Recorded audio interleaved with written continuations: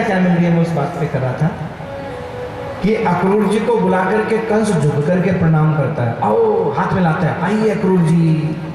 अक्रूर जी ने देखा ये आज पहली बार झुक क्यों रहा है, बात को समझना। दुष्ट व्यक्ति अगर झुकने भी लग जाए तो सावधान हो जाना, उसके पीछे भी कोई न कोई उसका मंसूबा गड्ढे में गिराने का ही है महाराज। दुष्ट का झुकना भी खतरनाक है। उदाहरण से, शेर जब झुकता है शिकार करता है, बिल्ली जब झुकती है शिकार करती है, धनुष जब झुकता है प्राण लेता है, बंदूक का घोड़ा जब झुकता है तो सामने वाले की जान लेता है। दुष्ट का झुकना भी खतरनाक होता है। हम सोचते हैं गांव का दादा हमारा बहुत ही, तेरा दुर्भाग्य है कि वो साथी है तेरा, क्योंकि यहां वर्णन किया गया है दुष्ट की दुश्मनी तो खराब है ही है, पर दुष्ट आदमी की दोस्ती भी अच्छी। पतली गली से जा रहे हो, सामने जो गांव का दुष्ट दादा है वो आ रहा, हमारा सामने से शेर आ रहा हो, और जैसे ही शेर के डर के हमारे वापस जाने लगो तो हमारा देखा कि उधर से गांव का दादा दुष्ट व्यक्ति आ रहा है, किधर जाना, बोले शेर की तरफ चले जाना है। क्यों? बोले पहली बात तो शेर बिना मौत आए खाएगा नहीं, और खा गया तो एक बार खा के छुट्टी कर देगा, लेकिन दुष्ट व्यक्ति अगर तुमको बचा भी लेगा तो तिल तिल करके मारेगा, थोड़ा थोड़ा करके मारेगा। कभी झूठी गवाही दिलवाएगा, कभी उल्टा सीधा काम करवाएगा, हाँ, और तुम नहीं करोगे तो धमकाएगा, और अच्छा बेटा भूल गया अपनी औकात उस दिन वाली, मर गए होते हम नहीं बचाते तुमको, तब तुमको ये लगेगा हे भगवान मर जाता तो ठीक रहता, इस दुष्ट की सजा तो नहीं देती। इसीलिए गोस्वामी जी रामचरितमानस में कहते हैं, राम सिया राम जय जय राम, राम सिया राम जय जय राम, राम सिया राम, राम सिया राम जय जय राम, सिया राम जय जय राम, तो ये मार देगा। चलो कैसा भी है, लेकिन इसके कारण मुझे भगवान के दर्शन तो होंगे, और यही सोच करके अक्रूर जी भगवान को लेने के लिए चले। वृंदावन में पहुंचे। वृंदावन में सबको पता चला कि भगवान छोड़ करके आज वृंदावन को प्रातःकाल होते ही और चले जाएंगे। सब व्याकुल हो गए। गोपियां रथ के आगे आकर के लेट गई, और मानो गोपियां कहती हैं ठाकुर अगर आप अपने रथ को लेकर के जाना चाहते हो भले ले जाओ, हम आपको रोक नहीं पाएंगे, लेकिन इस रथ को हमारी छाती के ऊपर से लेकर के जाना पड़ेगा। पूरी रात माँ यशोदा अपने कृष्ण को समझाती रही, बेटा मुझको छोड़ के मत जा, लाल तू मेरे बुढ़ापे को सहारा है, तेरे बिना मेरा कहाँ होगा। पूरी रात समझाती रही, लेकिन ना कृष्ण माँ यशोदा को समझा सके, ना माँ यशोदा कृष्ण को समझा सके। प्रातःकाल हुआ। प्रातःकाल होते ही महाराज भगवान श्री कृष्ण रथ की ओर बढ़ने लगे। वो बूढ़ी माँ जिसके प्राण कृष्ण में बसते थे, माँ यशोदा, जिसने अपना एक एक कौर खिला करके कृष्ण को बड़ा किया था, जो बड़ी प्रसन्न थी कि मुझे मेरे बेटे के बुढ़ापे का सहारा मिल गया। जब किसी के बेटा होता है ना, तो माँ बाप को ये प्रसन्नता होती है कि मुझे हमें हमारे बुढ़ापे का सहारा मिल गया। क्योंकि सचो बचपन का सहारा पिता होते हैं, और माँ जब किसी की बेटी होती है तो बचपन का सहारा पिता होते हैं।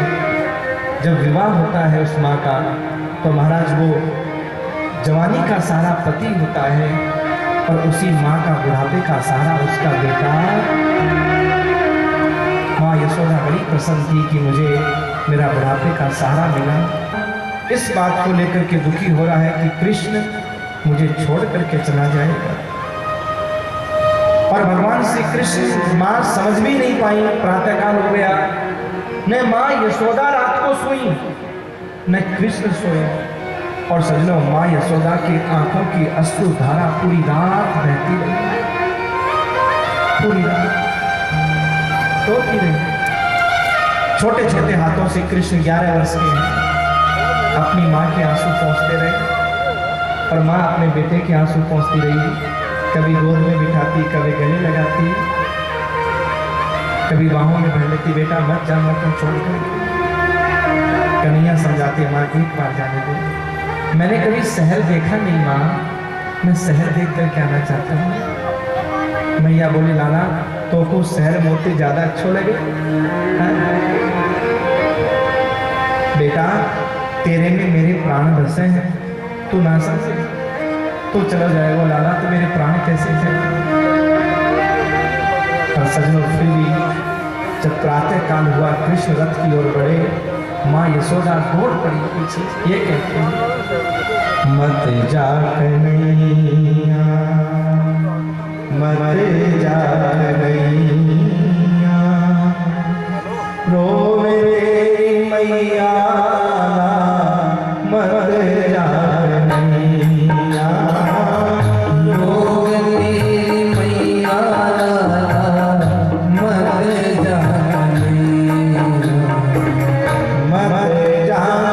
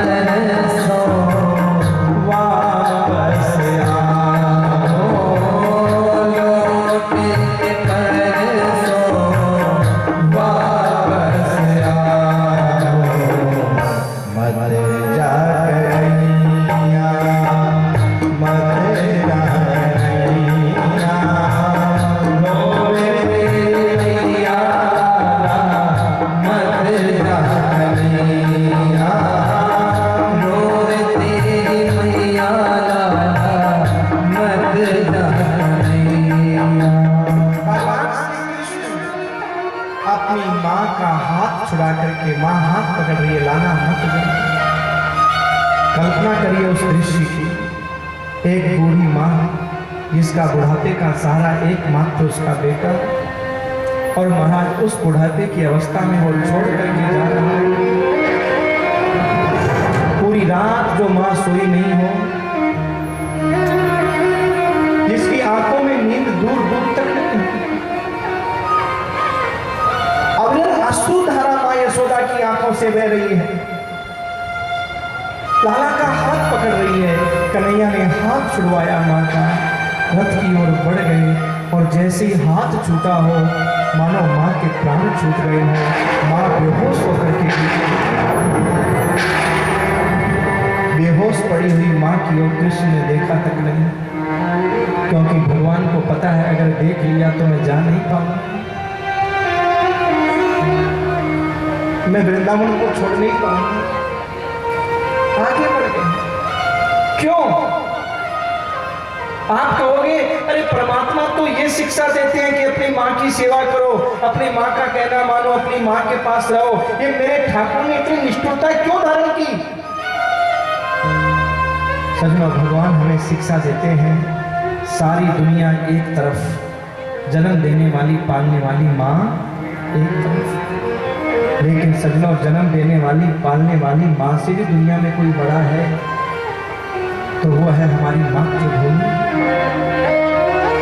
जब मातृभूमि पर संकट आता है तो जन्म देने वाली, पालने वाली माँ को भी छोड़ना पड़ता है।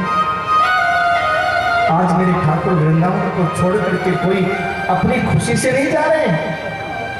जैसे आज के बेटा बहू माँ बाप को छोड़ करके जाते हैं, ऐसे नहीं जा रहे हैं। के जा रहे हैं जैसे देश का एक सैनिक अपनी इस मातृभूमि की रक्षा के लिए अपनी बूढ़ी माँ को गांव में अकेले छोड़ करके, बीमार माँ को अकेले छोड़ करके और देश की सीमा पर रक्षा करने के लिए जाता है। ऐसे मातृभूमि के प्रति हमारी क्या श्रद्धा होनी चाहिए, क्या निष्ठा होनी चाहिए। भगवान ये दिखा रहे हैं, अगर मातृभूमि सुरक्षित रहेगी तो जन्म देने वाली माँ भी सुरक्षित रहेगी, और मातृभूमि सुरक्षित नहीं है तो मेरे भाई जन्म देने वाली माँ भी सुरक्षित नहीं।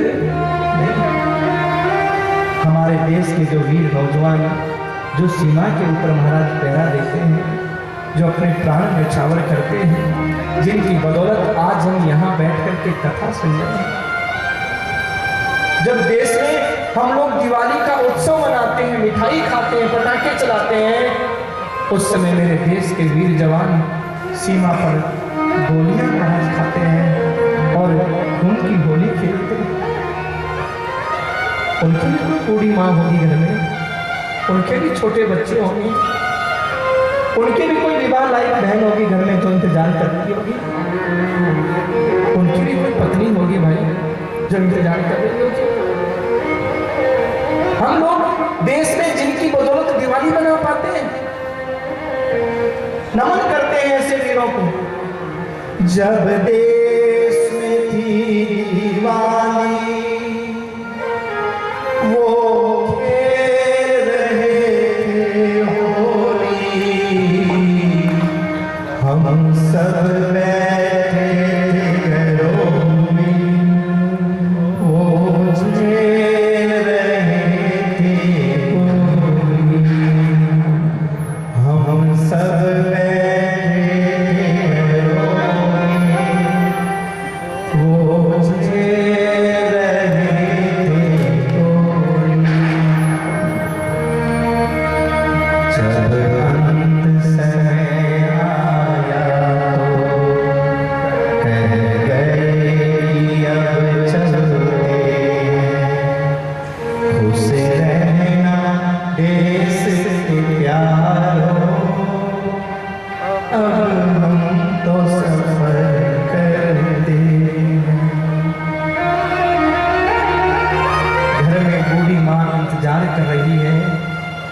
मेरा बेटा आएगा, मेरा इलाज कराएगा। बूढ़ा बाप इंतजार कर रहा है, इकलौता बेटा है,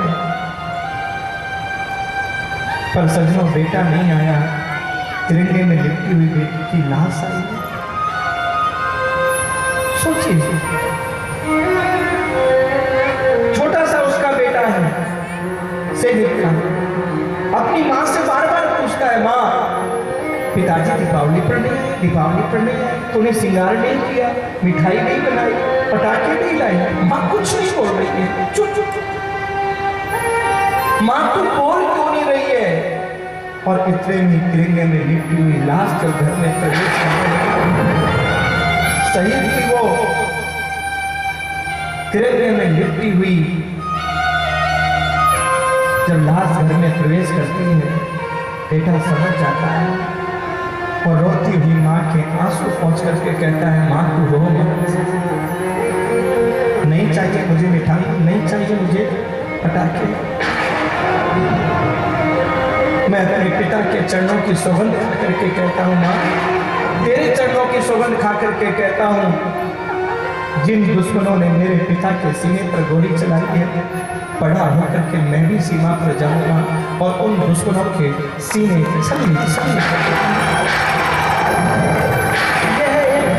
शहीद के बेटे का वचन। धन्य है वो शहीद की पत्नी जो अपनी छाती पे पत्थर रख लेती है। धन्य है वो शहीद की माँ जिसने अपना हृदय का टुकड़ा इस मातृभूमि की रक्षा के लिए कुर्बान कर दिया मेरे भाई।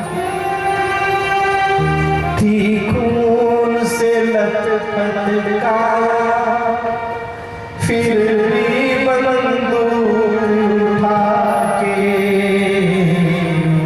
एक दस को मारा, फिर गिर गया होश गंवा के एक दस को मारा,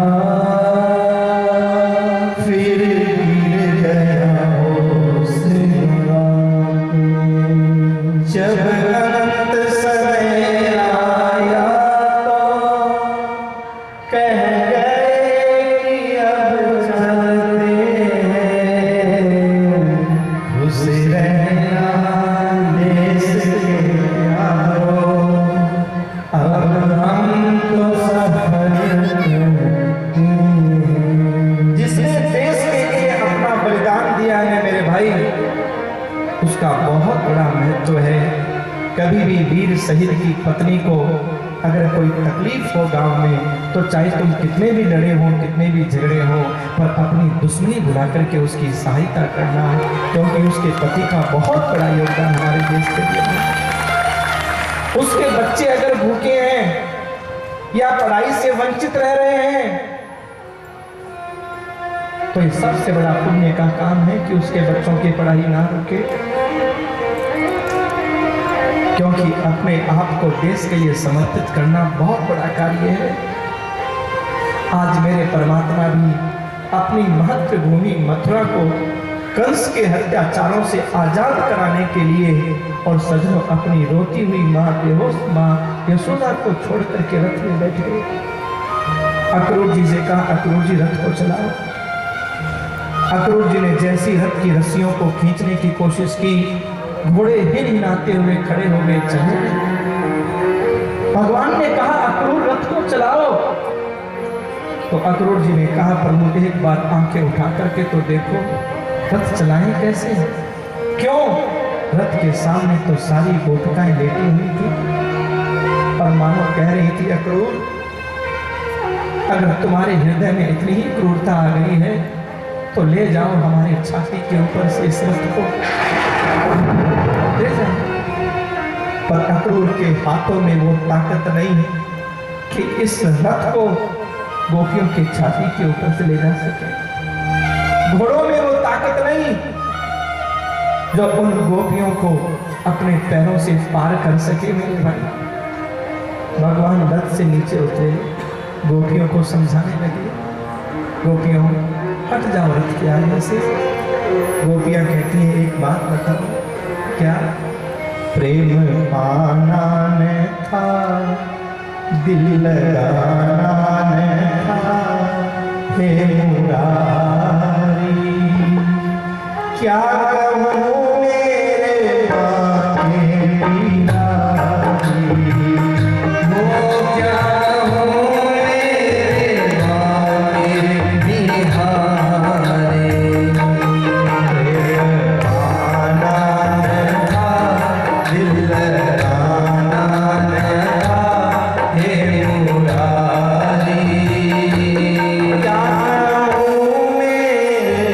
कितनी आसानी से कह दिया, भूल जाओ क्या?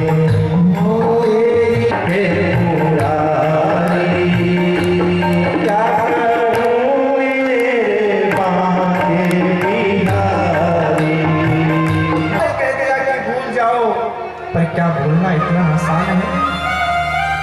जो आग की छवि हमारे हृदय में बसी हुई है, क्या उसे निकालना इतना आसान है?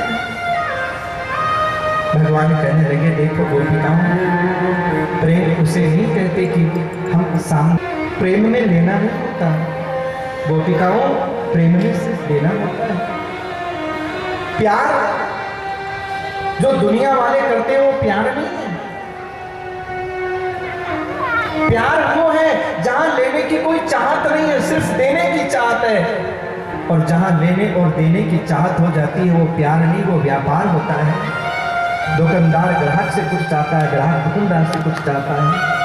और गोपिकाओं, मुझे पता है तुम मुझसे प्रेम करती हो, प्यार करती हो, व्यापार नहीं करती हो। गोपिकाओं, मैं वादा करता हूँ, हे कृष्ण, न जाने क्यों हमारी आत्मा कहती है कि आप ये जो परसों का वादा कर रहे हो इसे पूरा नहीं करोगे, क्योंकि आपकी झुकी हुई नजरें हमें बता रही हैं, आपकी आंखों का भाव हमें बता रहा है, चेहरे का भाव बता रहा है कि ये परसों का वादा जो आपका है ये पूरा होने वाला नहीं है। हे कृष्ण, बस हमें तो इतना बता दे, जब तुम्हें जाना था तो आए क्यों, और आ गए हो तो हाथ जोड़ के ये कहती हो मत जाओ। भगवान कहने लगे, देखो गोपिकाओं, तो मेरी बात को समझो, मेरी मातृभूमि मथुरा आज संकट में है, वो मुझे पुकार रही है और मुझे मेरी मातृभूमि के उद्धार के लिए मुझे जाना ही पड़ेगा, मुझे उसके कर्ज को उतारना पड़ेगा।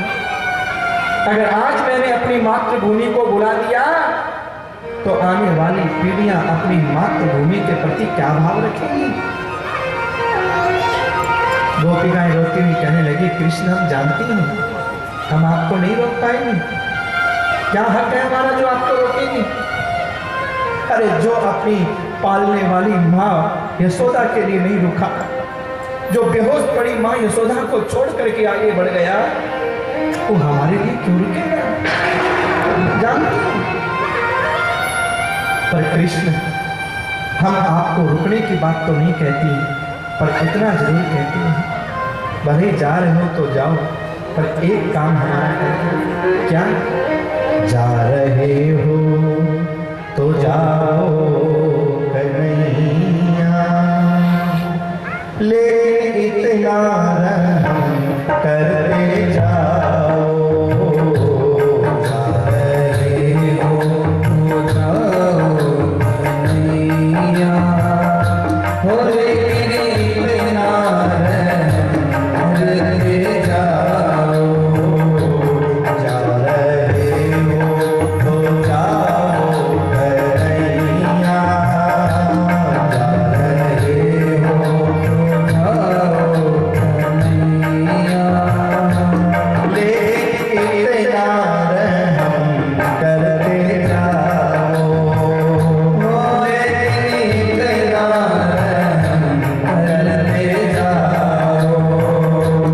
दिल तो पहले ही तुम ले चुके हो, दिल तो पहले ही तुम ले चुके हो, अब प्राणों भी लेते जाओ। तो क्या लौट करके वापस नहीं आओगे? कन्हैया ने झुकी हुई नजरों से कहा, मैं आऊंगा।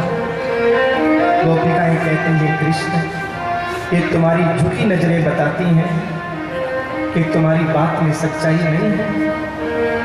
कृष्ण, हमारे साथ में ये छल मत करना,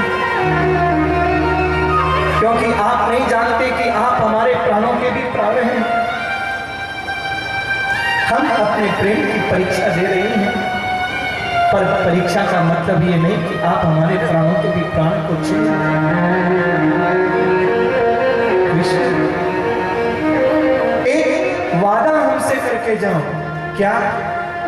प्यार के मोड़ पर मिल गए हो अगर, प्यार के मोड़ पर मिल गए हो अगर, प्यार के मोड़ पर मिल गए हो अगर, प्यार के मोड़ पर मिल गए हो अगर, उम्र भर साथ देने का वादा करो, उम्र भर साथ देने का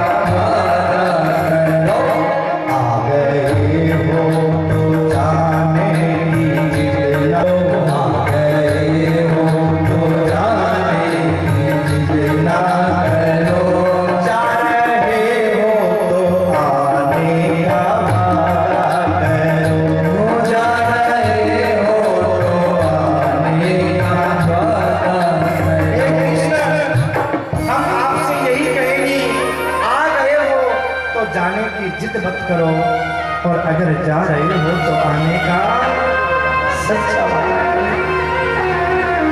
और कृष्ण प्रेम के मोड़ पर मिल गए हो अगर, उम्र भर साथ देने का वादा करो। भगवान ने कहा गोपिकाओं विश्वास करो मैं आऊंगा। और सजनों इसी विश्वास के साथ, इसी आस के साथ उन भोली भाली अनपढ़ गोपिकाएं जो कभी पढ़ने के लिए नहीं गई, पर जिनके रोम रोम में प्रेम भरा हुआ था अपने कृष्ण के प्रति, जिनके हृदय के कण कण में महाराज वो स्नेह, वो प्रेम भरा हुआ था जो बड़े बड़े विद्वानों के हृदय में प्रेम नहीं होता, वो ब्रज की गंवार गोपियों के हृदय में प्रेम था, जिनके रोम रोम में महाराज श्याम राम भरा था। रथ के आगे से धीरे धीरे हटने लगी और हटती हुई कहती हैं, इंतजार करेगी तुम्हारा, भूल जाना ना प्यारे हमारा। इंतजार करेगी तुम्हारा,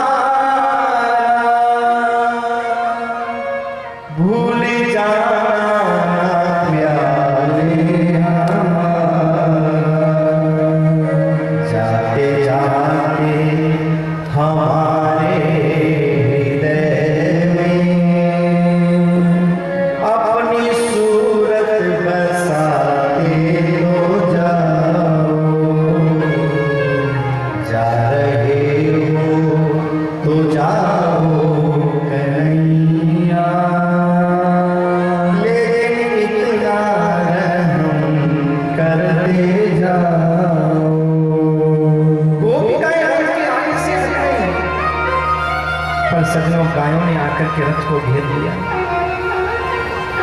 गोपिकाएं तो हट गई, पर गायें जो भगवान श्री कृष्ण की बांसुरी सुनकर के जल पिया करती थी, घास चरा करती थी।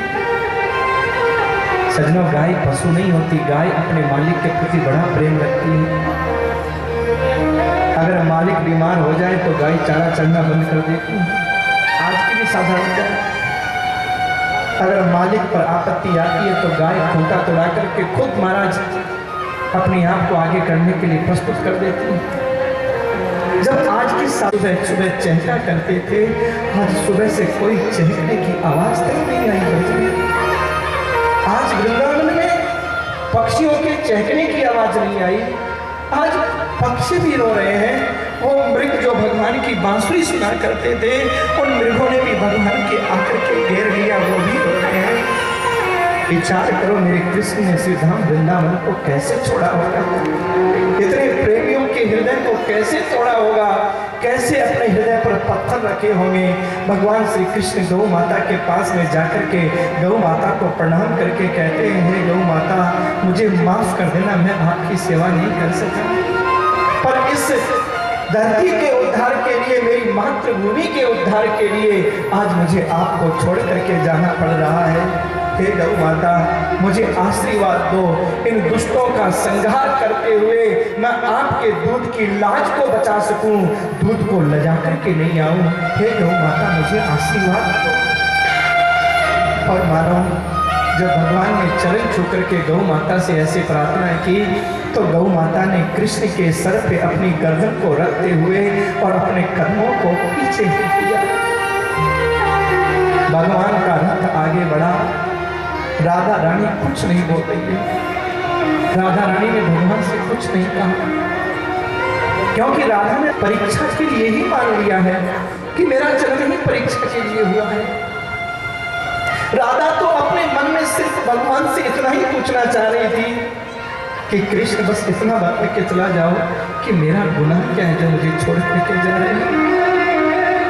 क्या हो गई खता जो छोड़ दिया मोहन, क्या हो गई खता जो छोड़ दिया मोहन, क्यों रूठ गए हमसे वादा तोड़ दिया मोहन।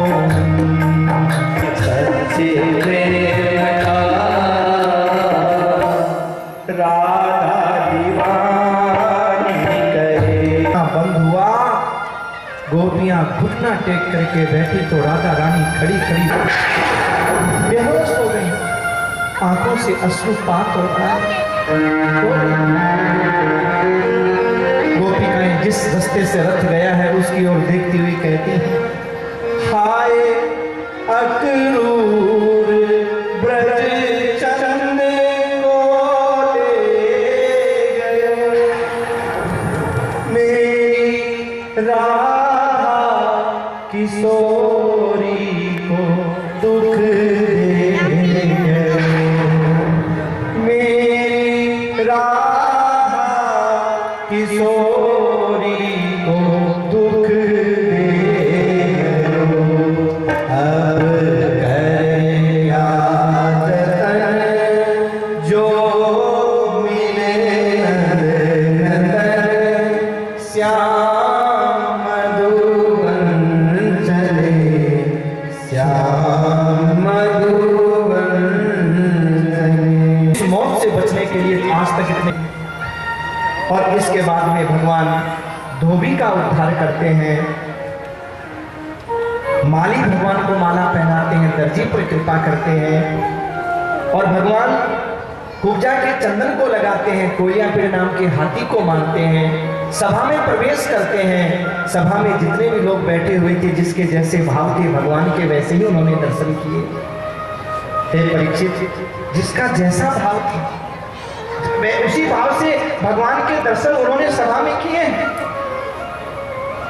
जो मातृ भाव से बैठे थे उनको लगा मेरा बेटा मेरे सामने आ गया है, जो स्वजन के भाव से बैठे थे उनको लगा हमारा हितैषी हमारे पास आ गया है, जो परम योगी लोग थे उनको लगा हमारा योग का फल हमारे सामने आ गया है। ऐसा हमारा सबको प्रतीत हो रहा है। और इसके बाद में सजनों, कंस को ऐसा प्रतीत हो रहा है जैसे मेरी साक्षात मौत मेरे सामने आकर के खड़ी हो गई।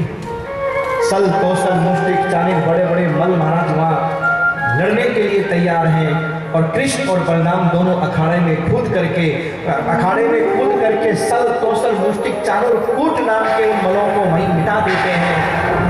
कंस हजारों फुट ऊपर बैठा हुआ कह रहा है पकड़ लो, मार लो, बच नहीं पाए, भाग नहीं पाए। पर भगवान ने हजारों फुट ऊपर बैठे हुए कंस के पास छलांग लगा करके पहुंचे, कंस के बालों को पकड़ लिया। कंस कहने लगा भांजे छोड़ दे। बोले मामा याद कर उस दिन को जब तूने मेरी माँ के केसों को पकड़ा था। मामा, एक तो वो तुम्हारी बहन जिसने तुम्हारे हाथ में राखी बांधी और मन में विचार किया था कि जब आपत्ति विपत्ति आएगी मेरा भाई मेरी रक्षा करेगा, अरे वही रक्षक हाथ भक्षक बन गए। मामा, तुम्हारा पुण्य तो उसी दिन समाप्त हो गया था। आज तक तुम जीवित के घुमा करके महाराज नीचे छोड़ दिया, राम से नीचे के आकर के गिरा। भगवान ने ऊपर से छलांग लगाई, त्रिलोकी का भार लेकर के कंस की छाती पर कूदे महाराज, और कंस का वही गोविंद आए। कंस का वध करने के बाद जो उसके भाई थे उन्होंने तलवार निकाली, कन्हैया ने आगे बढ़ के एक थप्पड़ मारा, सबका कल्याण कर दिया। दौड़ करके महाराज अपने माता पिता के पास में गए, अपने दांतों से हथकड़ियां और बेड़ियों को तोड़ डाला है, और महाराज आज माँ बाप के गले लेकर के खूब रोए।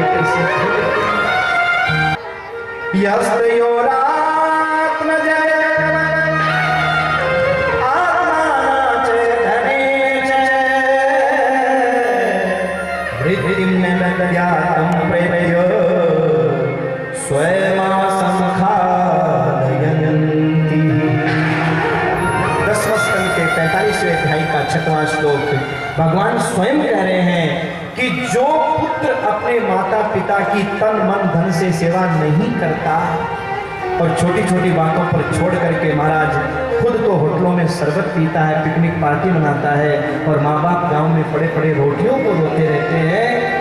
बोले ऐसी औलाद जब मरती है और ऊपर जाती है तो ऊपर जाने के बाद में यम के दूत उसके मांस के टुकड़े कर करके महाराज उसको खिलाते हैं, बाकी उसे खाने को कुछ मिलता नहीं। ये जो अपने माता पिता की सेवा नहीं करता, मातृभूमि के प्रति प्रेम नहीं रखता, अपने वृद्धों के प्रति आदर नहीं रखता, और जो अपनी बहन बेटियों के आने से दुखी हो जाता है, चाहे वो भाभी हो, चाहे भाई हो, चाहे वो ननद हो, भौजाई हो, कोई भी हो, एक दूसरे को देख करके जो दुखी हो जाता है, बोले वो आदमी तो जीते जी मुर्दे के समान है। तो जिंदा नहीं है, मरा हुआ है वो, उसके मुंह मत लगो, कोई मतलब नहीं है। जीते जी मरा हुआ है वो तो महाराज। ये भगवान ने दोनों श्लोक अपने मुख से बोले हैं। और इसके बाद भगवान गुरुकुल में पढ़ने के लिए गए हैं। लौट करके आए महाराज गुरुकुल में। जब पढ़ करके लौट करके आए तो मरा हुआ गुरुपुत्र गुरुदक्षिणा में लाकर के गुरु माता को प्रदान किया है। और सज्जनों, इसके बाद भगवान जब वृंदावन को छोड़ करके आए हैं और गुरुकुल में पढ़ने के लिए गए हैं, नंद बाबा को लौटा दिया है। अब वृंदावन को भूल नहीं पा रहे हैं। तो चलो कोई नहीं, आप चिंता मत करना, बस शांति से आप बैठे रहो। 5-7 मिनट में हम लोग आए हुए अतिथियों का सम्मान कर लें। और उस कृष्ण भगवान की जय। आज हमारे बीच में करवा परिवार के सबसे वरिष्ठतम स्वर्गीय जयचंद्रलाल जी करवा की धर्मपत्नी श्रीमती रामेश्वरी देवी करवा यहाँ पर विराजमान है। जो इस कथा का आयोजन है करवा परिवार, उसमें वरिष्ठ सबसे वरिष्ठ है। आप महाराज जी को सादर नमन। अध्यक्ष विद्याधर जी पारिक, कोषाध्यक्ष पवन जी सोनी, मनीष जी टूनवाल, हेमंत जी प्रजापति। पिछले 13 वर्षों से प्रभु कृपा सेवा संस्थान पितृपक्ष में संत को, किसी भी अच्छे वक्ता संत को बुला करके सुजानगढ़ में कथाएं दिलवाते हैं।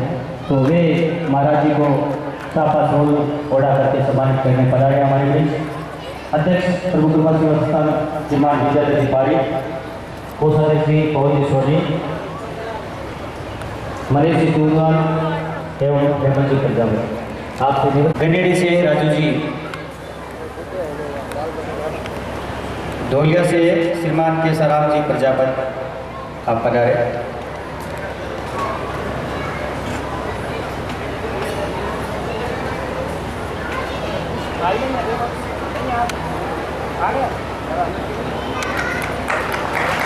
बोले गोपाल कृष्ण भगवान की।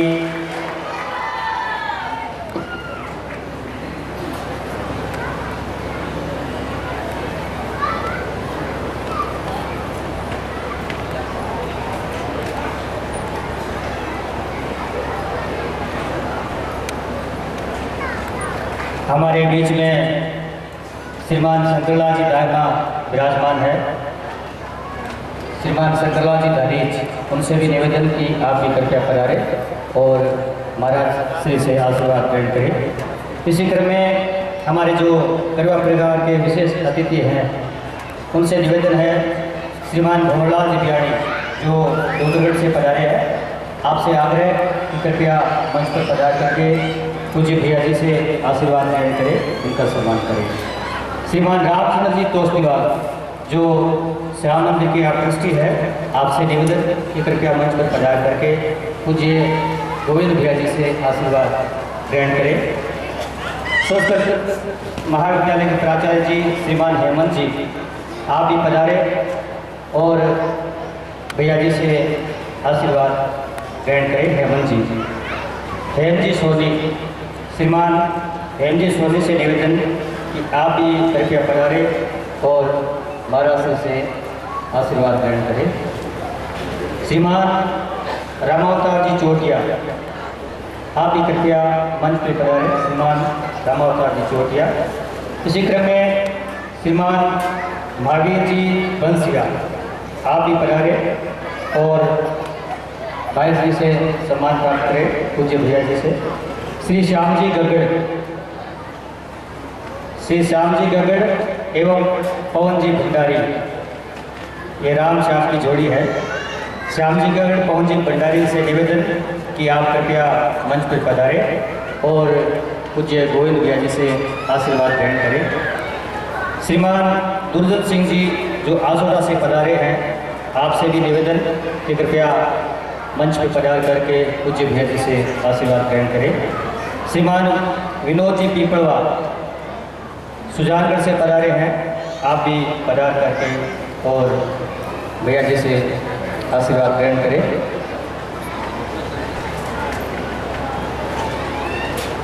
श्रीमान परशुराम जी पीपलवा आप भी पधारे और पूज्य भैया जी से आशीर्वाद ग्रहण करें।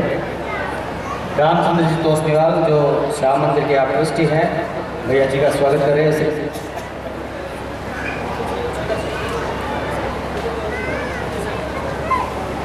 हेमराज जी सोनी आशीर्वाद ग्रहण कर रहे हैं। इसके पश्चात श्रीमान रामचंद्र जी तोसनीवाल जो बाबा श्याम की अनन्य भक्त हैं और मंदिर की व्यवस्थाएं देखते हैं, तो पूज्य भैया जी से आशीर्वाद ग्रहण करते हुए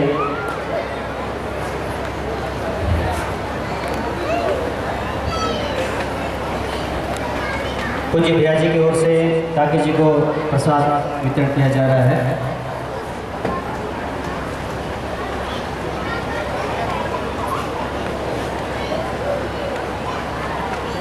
करवा परिवार में सबसे वरिष्ठ श्री रामेश्वरी देवी जी करवा का सम्मान व्यासपीठ की ओर से और पवन जी भंडारी एवं श्याम जी गगड़ पूज्य गोविंद भैया जी से आशीर्वाद ग्रहण कर रहे हैं।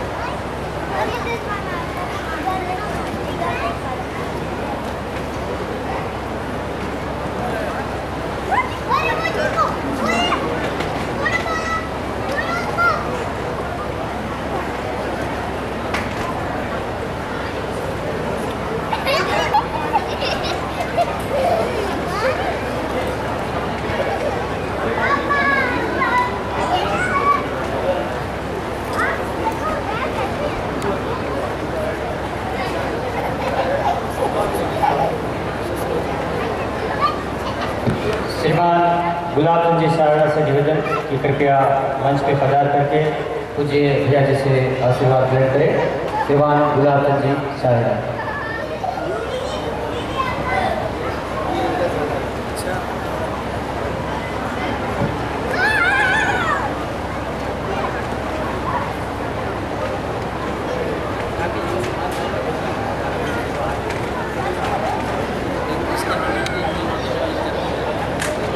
मंगल चंद्र सोनी से निवेदन कि कृपया आप मंच पे पधारें और पूज्य भैया जी से